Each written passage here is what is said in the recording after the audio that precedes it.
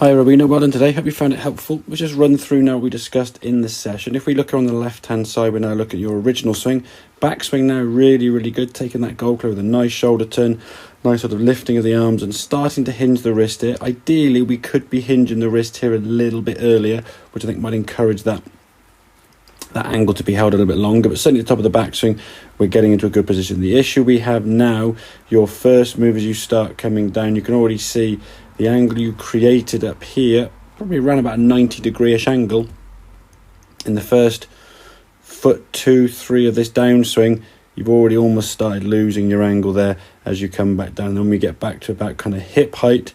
Next frame or two here now, we can see basically from your left arm through your left elbow, through the hands, the club shaft, the arm, all in one line. So you've basically unhinged and released all your speed and power. And what that's going to cause is the club to bottom out a bit early, very often hit the ground, and because of that and your own ability to realise you're doing that, what your left arm now has to do is start adding the bend back in. Basically we need a bend in some part of the lever from the shoulder up here down to the club head.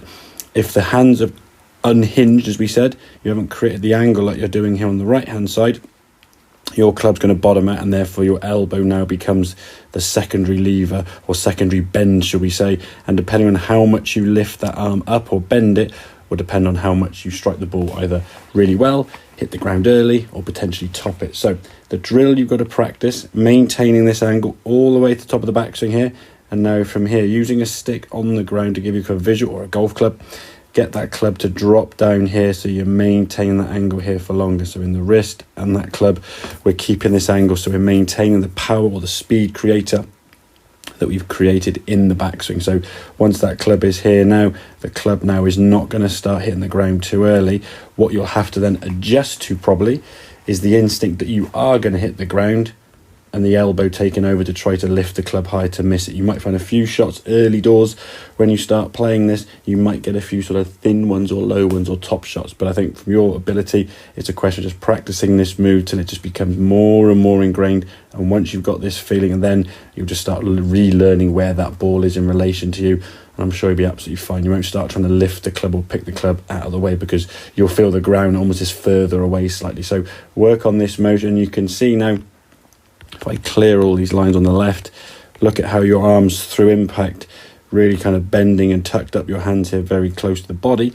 Whereas if we look here on the right hand side, I only just caught it on the camera unfortunately, but as you maintain that angle through, kept it down there, and then as we swung through, we can just about see here now that lead arm, or the right arm certainly, with a little bit more extension and that club a bit further away. As you then extend through, you can see that another moving the camera down, unfortunately.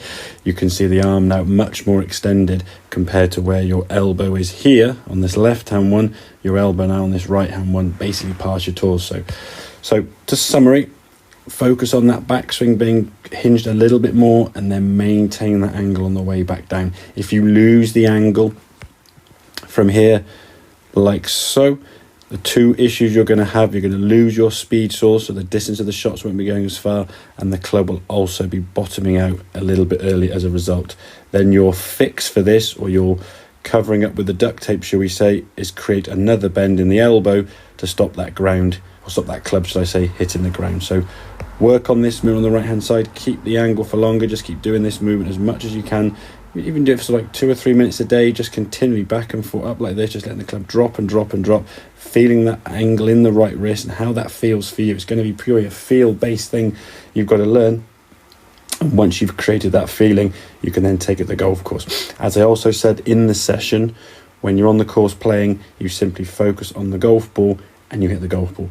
Don't worry about the actual technique of hitting the ball and all this hinging. You do that in practice, and then in terms of swing, just set up and hit the golf ball. So hope that all makes sense. Any questions, obviously give me a shout, and I will see you soon.